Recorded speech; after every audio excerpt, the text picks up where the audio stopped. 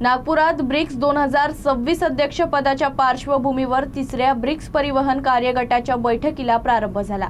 या बैठकीत ब्रिक्स सदस्य देशांचे वरिष्ठ अधिकारी सहभागी झाले असून शाश्वत सक्षम परिवहन व्यवस्थेवर 2 दिवस चर्चा होणार आहे।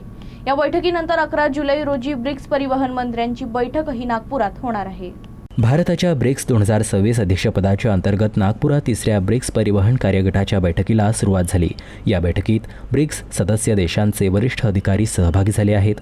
पुढील 2 दिवस शाश्वत परिवहन पायाभूत सुविधा, हरित गतिशीलता, मजबूत लॉजिस्टिक्स, मल्टी मॉडल कनेक्टिव्हिटी आणि परिवहन क्षेत्रातील जागतिक आव्हानांवर विविध सत्रांमध्ये चर्चा होणार आहे। यावेळी रस्ता परिवहन आणि महामार्ग मंत्रालयाचे सचिव व्ही उमाशंकर यांनी प्रतिनिधींचे स्वागत करत भारताच्या वसुधैव कुटुंबकम या विचारसरणीचा पुनरुच्चार केला।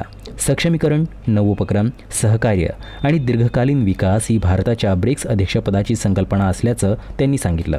भारताने परिवहन क्षेत्रासाठी दीर्घकालीन पायाभूत सुविधा, शाश्वत विमान इंधन, कार्बन उत्सर्जनात घट, शहरी वाहतूक, मजबूत लॉजिस्टिक्स आणि रेल्वे संशोधन सहकार्य अशा 6 प्रमुख उपक्रमांवर भर दिला।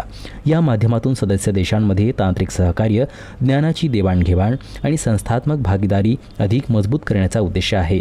11 जुलै रोजी नागपुरात होणाऱ्या तिसऱ्या ब्रिक्स परिवहन मंत्र्यांच्या बैठकीत या चर्चेतील महत्त्वाच्या मुद्द्यांवर अंतिम निर्णय अपेक्षित आहे।